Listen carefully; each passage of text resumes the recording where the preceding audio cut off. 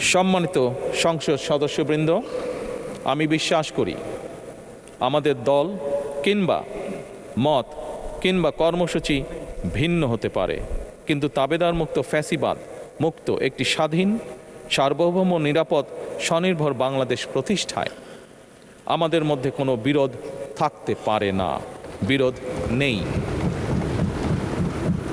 জাতীয় সংসদকে জাতীয় কর্মকাণ্ডের কেন্দ্রবিন্দু না করে বিতাড়িত ফ্যাসিস্ট সরকার জাতীয় সংসদকে অকার্যকর করে ফেলেছিল।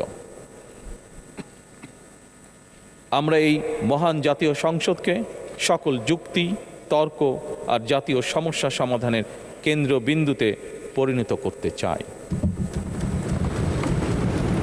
সম্মানিত সদস্যবৃন্দ, নতুন সংসদ যাত্রা শুরু করার সময় সংসদের সাবেক স্পিকার কিংবা ডেপুটি স্পিকার উপস্থিত থাকার কথা ছিল,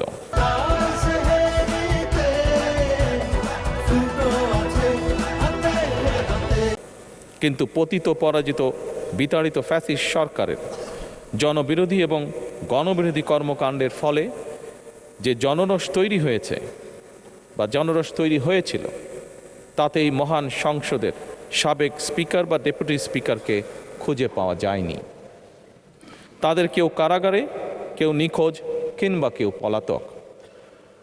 দীর্ঘ ১.৫ দশকের ফ্যাসিবাদী এবং তাবেদারি শাসন শোষণের পর জনগণের ভোটে নির্বাচিত প্রতিনিধিদের নিয়ে আজ আমাদের এক বিশেষ পরিস্থিতিতে জাতীয় সংসদের কার্যক্রম শুরু হতে যাচ্ছে। এমন পরিস্থিতিতে আমরা সংবিধান এবং সংসদের কার্যপ্রণালী বিধির বিধান অনুসরণপূর্বক ত্রয়োদশ জাতীয় সংসদে সভাপতিত্ব করার জন্য আজ আমি প্রবীণ রাজনীতিবিদ এবং 5 বারের মতন নির্বাচিত জাতীয় সংসদ সদস্য জনাব ডক্টর খন্দকার মোশাররফ হোসেনের নাম প্রস্তাব করছি।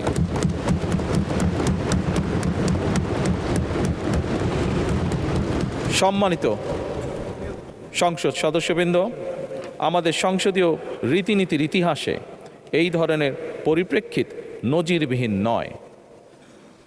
1973 সালে তৎকালীন প্রধানমন্ত্রী মরহুম শেখ মুজিবুর রহমান ওই সংসদের সদস্য মাওলানা আব্দুর রশিদ তর্কবাদীশের নাম প্রস্তাব করেছিলেন এবং তার সভাপতিত্বে বাংলাদেশের প্রথম সংসদের প্রথম অধিবেশন শুরু হয়েছিল।